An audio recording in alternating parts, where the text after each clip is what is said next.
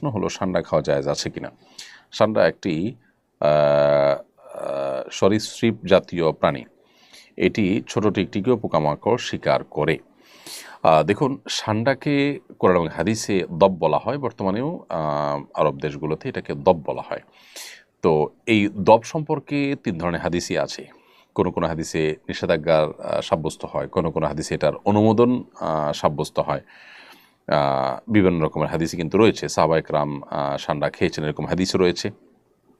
আবার নবী করিম সাল্লাল্লাহু আলাইহি ওয়াসাল্লাম সান্ডা খেতে নিষেধ করেছেন সেরকম হাদিস আছে। যেমন সুনানে আবু দাউদের একটি হাদিস রয়েছে যেটি বর্ণনা করেছেন আব্দুর রহমান ইবনে শিবল। তিনি বলেছেন যে রাসূল আকরাম সাল্লাল্লাহু আলাইহি ওয়াসাল্লাম নিষেধ করেছেন, নাহা আন আকলি লাহমিদ দব, দবের গোশত বা সান্ডার গোশত খেতে তিনি নিষেধ করেছেন। এরকমটি সুনানে আবু দাউদে বর্ণিত হয়েছে এবং হাদিসকে হাফিজ ইবনে হাজার আসকালানী রাহিমাহুল্লাহ হাসান বলেছেন।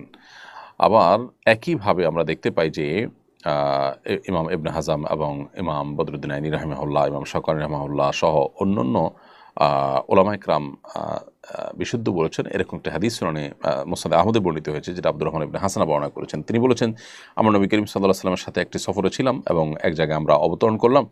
সেখানে প্রচুর পরিমাণ সান্ডা ধরা পড়ছিল।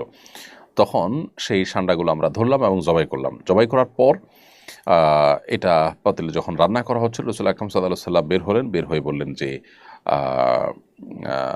বনী ইসরাইলের কিছু লোক তারা আপনার হারিয়ে গিয়েছে এবং আমি ভয় করছি, আশঙ্কা করছি যে এই সান্ডা বনী ইসরাইলের মধ্যে কিছু প্রাণী প্রজাতি হারিয়ে গেছে, এই সান্ডা তাদের অন্তর্ভুক্ত বা এটাই সেটা আমার মনে হচ্ছে।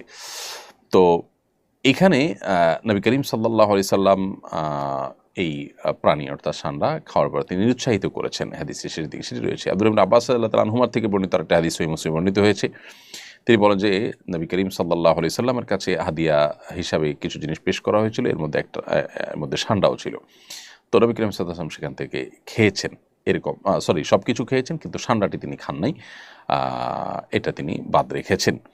তাহলে আমরা মিশ্র পাচ্ছি এই সম্পর্কে। সবগুলো হাদিস যেহেতু বিশুদ্ধ এবং সবগুলো হাদিসই বিভিন্ন হাদিস কিতাবে বর্ণিত হয়েছে, এই জন্য সংখ্যাগরিষ্ঠ উলামায়ে কেরাম, বেশি উলামায়ে কেরামের মধ্যে সান্ডা খাওয়া জায়েজ, যদিও হানাফি উলামায়ে কেরাম এটাকে মাকরুহ বলেছেন, অনুত্তম বা অনুচিত বলেছেন।